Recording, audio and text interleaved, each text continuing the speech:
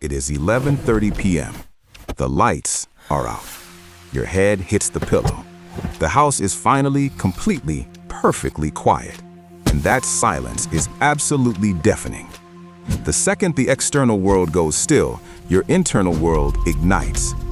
Without anything to anchor your attention, your brain powers up with the specific, relentless energy of a mind that has been waiting all day to finally talk to you. It starts replaying a slightly awkward thing you said in 2018. It begins cataloging every task you forgot today and every task waiting for you tomorrow. It pulls up unresolved questions about a relationship, a decision, a version of your life that might have gone differently, and it examines each one carefully, thoroughly, and without your permission. You lie there in the dark while the noise inside gets louder. So you reach over, pick up your phone, and turn something on. Maybe it's the mechanical hum of a box fan.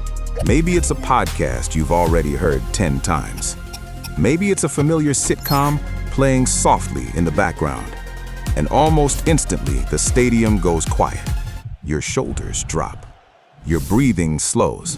Within 10 minutes, you are asleep. To sleep hygiene experts and anyone who has ever shared a room with you, this looks like a terrible habit. You've read the articles, blue light ruins your circadian rhythm. Sleeping with the TV means you're dopamine dependent. A fan is just a crutch. And lying there in the glow of the screen, you might feel that familiar, quiet guilt. Why can't I just sleep like a normal adult? Why does silence feel worse than noise? Here is the answer. And once you understand it, the guilt disappears completely. You are not addicted to technology. You are not broken. You are not avoiding something. Your inability to sleep in silence is a direct symptom of having a brain that operates at an exceptionally high level during the day and simply cannot find the off switch at night without help. You aren't using background noise to distract yourself. You are using it as an audio blanket to finally quiet a mind that has never learned how to stop on its own. Let's look at exactly what is happening neurologically. Every human brain has what scientists call the default mode network, a web of interconnected regions that activates when you stop focusing on the external world. It is the part of your brain responsible for self-reflection, future planning, memory processing, and the particular kind of spiraling thought that tends to arrive uninvited at midnight. For highly sensitive, analytical, or anxious minds, the default mode network is exceptionally active. During the day, it is held in check by tasks, conversations, and the general demands of existing. But at night, in a quiet room, it has zero competition.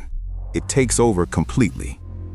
This is why silence doesn't feel like rest for you. It feels like an opening. The second framework is sensory masking, and it explains why the fix works. In a completely silent room, every small sound registers as significant. A floorboard settling, a car passing outside, a dog 2 streets over each one triggers a tiny adrenaline response as your brain briefly evaluates it as a potential threat. These microspikes aren't dangerous, but they keep your nervous system in a low-grade state of alert that makes genuine sleep difficult. Background noise solves this in 2 ways simultaneously. First, it masks the unpredictable sounds, the anomalies that would otherwise demand evaluation. Second, it gives your default mode network something neutral and non-threatening to process. The steady hum of a fan or the rhythm of a narrator's voice acts as an anchor, something consistent enough that your brain can follow it without engaging, and in doing so, gradually releases its grip on the thoughts it was generating. You aren't keeping your brain awake with the noise.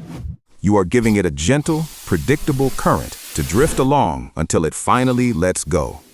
Now, not everyone uses the same kind of. There are 3 distinct types of audio sleepers, and knowing which one you are will help you stop apologizing for your bedtime routine. Type 1, the white noise regulator. You need a fan, an air purifier, or a specific frequency of sound brown noise, rain, the low hum of a machine. For your nervous system, the world is full of sharp acoustic edges, and the slightest unexpected sound at night can jolt you from the edge of sleep back into full alert. What you are doing with the fan isn't listening, it is building a wall.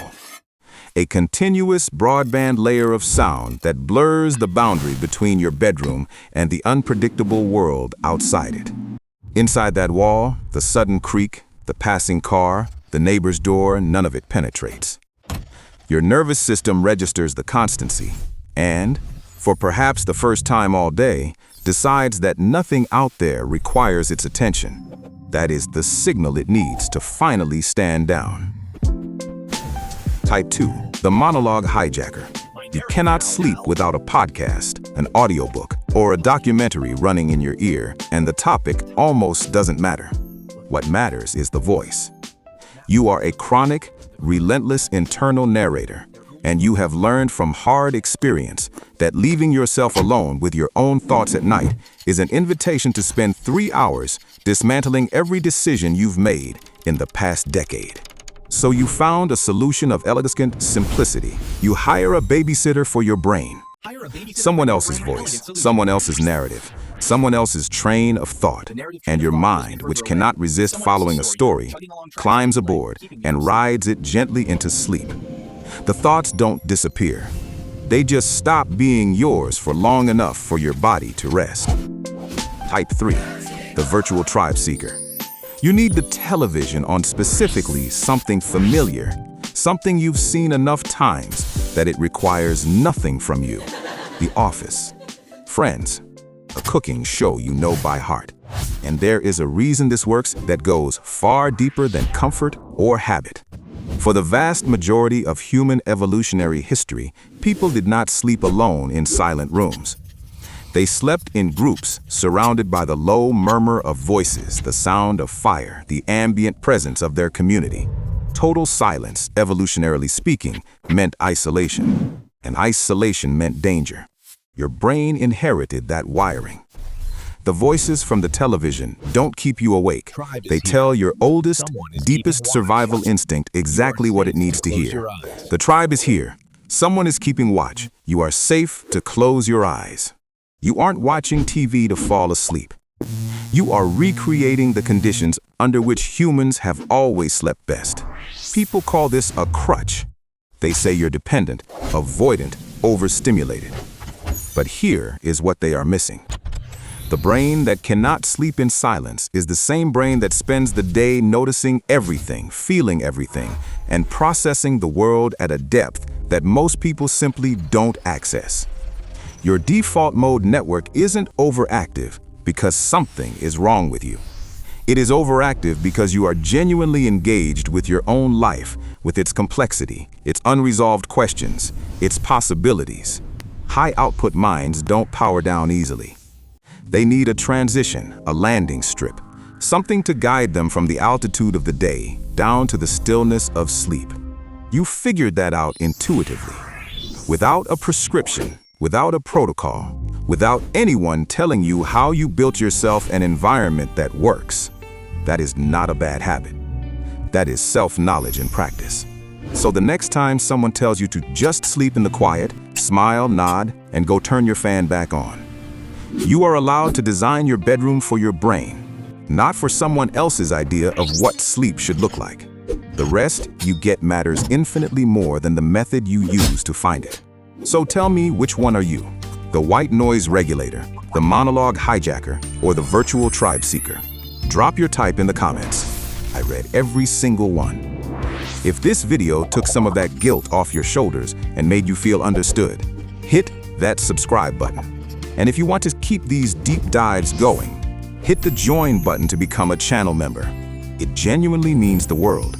Now, if your brain runs this loud at night, there is a very good chance it also runs loud in the middle of conversations, picking up on things other people say without realizing, reading the room in ways you can't always explain, and sometimes knowing something is wrong before anyone has said a word.